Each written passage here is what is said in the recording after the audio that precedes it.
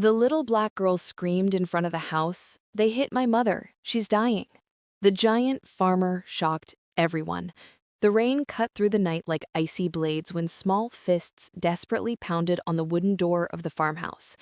Jacob Stone opened the door and found a girl of only 7, soaked to the bone, shivering, not only from the cold, but from sheer terror.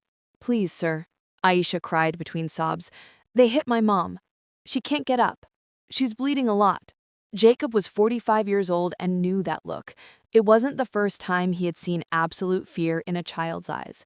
20 years in the army and conflict zones had taught him to recognize when someone needed to be saved, immediately. "Where is she?" he asked, already grabbing the keys to his truck. "In the yellow house on Pine Street." "Derek." He drank again and the girl's voice broke. "Derek Thompson." Jacob knew that name well. City employee, son of an influential family, always bragging at the bar about how he kept order at home.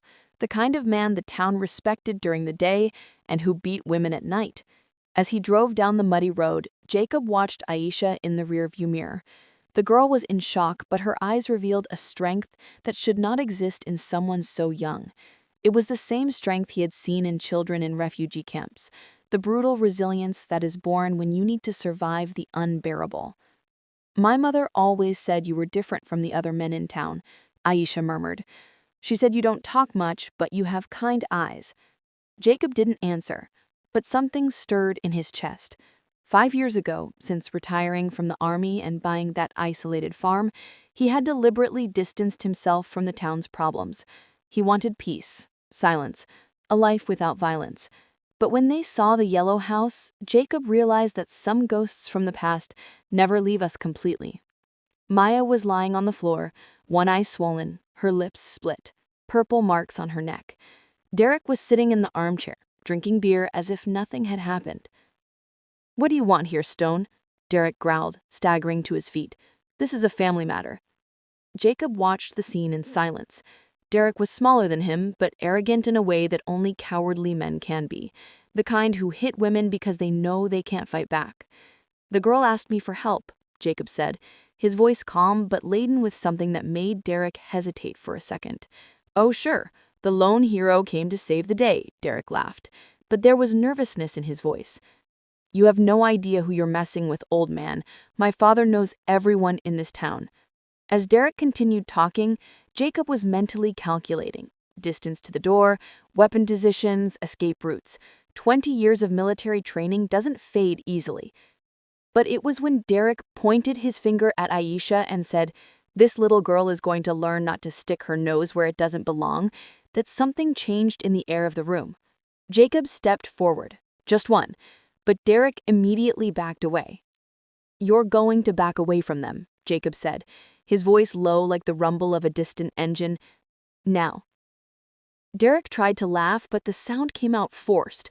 There was something in the eyes of that silent farmer that he couldn't identify. Something dangerous. If you've ever seen injustice being committed right in front of you and felt that anger boiling in your chest, then you know exactly what Jacob was feeling at that moment. And if this story of courage and justice is touching your heart, don't forget to subscribe to the channel, because what happened next would forever change the lives of everyone involved, and you won't want to miss a second of this twist. Derek didn't expect Jacob to simply carry Maya in his arms and take her to his truck. Even less so that Aisha would run after him, grabbing the farmer's hand as if it were the most natural thing in the world. "Hey, where do you think you're going with my family?" Derek shouted, staggering after them in the rain. Jacob didn't answer. He just carefully placed Maya in the passenger seat and helped Aisha climb in behind her. His movements were precise, efficient, like someone accustomed to extracting people from danger zones. "You can't just take them," Derek yelled, punching the hood of the truck. "This is kidnapping. I'm calling the police." It was then that Jacob finally turned around. His eyes met Derek's, and for a second, the smaller man felt something cold run down his spine. There was something in that gaze that Derek couldn't quite identify, something that made men far more dangerous than him instinctively back down. "Call them," Jacob said, his voice low but laden with authority that made Derek hesitate for a second. "Tell them you beat a woman nearly to death in front of your daughter." Derek tried to laugh, but the sound came out forced. "You don't know who you're messing with, Stone. My father is the mayor of this town. My family built half the buildings you see around here." Jacob started the truck. The engine roared in the rainy night. "And you," Derek continued, banging on the hood again, "you're just a traumatized little soldier that nobody wants around. Everyone knows you came back from the war with a screw loose." For the first time, Jacob smiled. It wasn't a happy smile. It was the kind war veterans give when someone makes the mistake of underestimating them. "Maybe," Jacob said, putting the truck in gear, "but at least I don't hit women." The last words Derek heard was the sound of tires in the mud as the truck drove away, taking his family away from him. At Jacob's farm, Maya lay unconscious on the living room couch, covered with clean blankets. "She's going to be okay?" Aisha asked, her eyes still swollen from crying. Jacob looked at Maya's injuries, the black eye, the split lip, the marks on her neck. He had seen similar injuries in Iraq, in Afghanistan. He knew how to recognize the signs of someone who had been systematically tortured.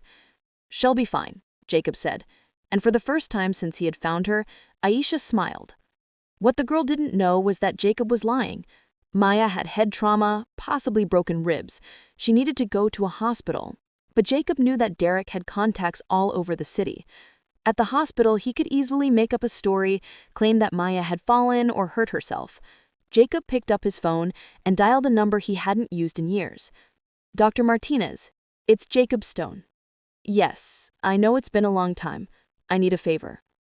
Dr. Eduardo Martinez had been a military doctor at the same base as Jacob. Now he had a private practice 2 towns south. More importantly, he was one of the only people Jacob truly trusted. While waiting for the doctor to arrive, Jacob sat in the armchair watching the girl mourn her mother. Something stirred inside him, a cold, calculated fury he knew well. It was the same feeling he had when he identified a high-value target on the battlefield. Derek Thompson had just become a high-value target. Jacob's phone rang. It was an unknown number. "Hello?" "Stone." The voice was Derek's, but different, more controlled, more dangerous. "You made a very big mistake tonight." "Really?" Jacob stood up and walked to the window.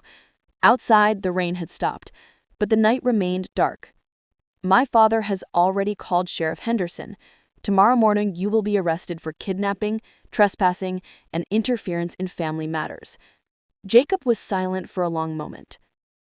"Are you still there, soldier boy?" "I'm listening," Jacob said calmly. "Good, because I want you to understand one thing. This town is mine. The sheriff is mine. The judge is a family friend. You may have played hero for one night, but tomorrow you'll find out how the real world works."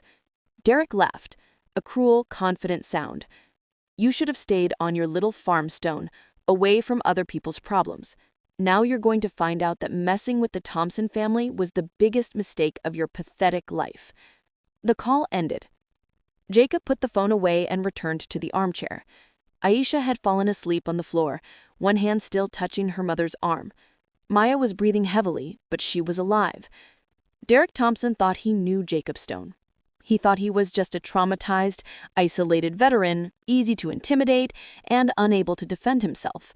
What Derek didn't know was that Jacob Stone had been a special operations sergeant, not the kind of soldier who sits around on secure bases, the kind who gets sent in to solve problems that governments pretend don't exist. And Derek Thompson had just become exactly the kind of problem Jacob knew how to solve best. As the night wore on and Dr. Martinez discreetly tended to Maya's injuries, Jacob made a few calls of his own. To people Derek would never hear of, but who knew very well the weight of the name Jacob Stone in circles where reputation is measured in results, not family names. What that arrogant civil servant failed to realize was that every threat, every show of political power only fueled something inside Jacob that had been trained to never give up, never back down, and always complete the mission.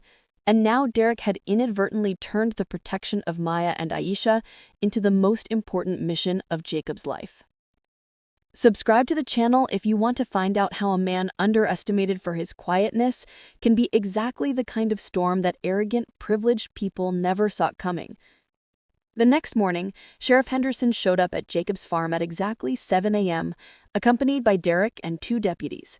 Dr. Martinez had spent the early hours of the morning treating Maya and confirmed what Jacob already suspected: head trauma, 3 broken ribs, clear signs of chronic domestic violence. "Jacob Stone," Henderson announced, pulling a piece of paper from his pocket, "you are under arrest for kidnapping, trespassing, and interference in family matters."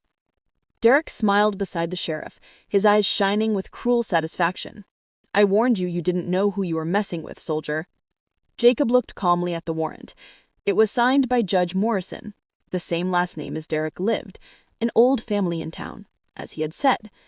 "Can I see Maya and Aisha first?" Jacob asked, his voice controlled. "They're already in the car," Derek replied, pointing to his pickup truck where Maya, still visibly injured, was sitting next to Aisha. The girl pressed her face against the window,